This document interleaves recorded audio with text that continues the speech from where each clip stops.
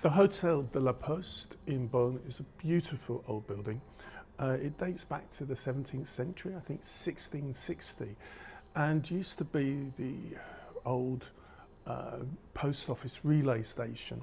In the back you've got a couple of old carts they used to use. The whole building has been restored and was renovated back in 2024. It's a very, very comfortable experience. This is a gorgeous bar. The breakfast was excellent.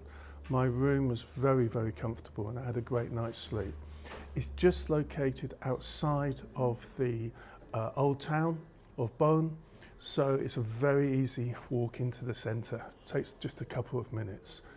Beautiful place to stay, Hotel de la Poste in Beaune.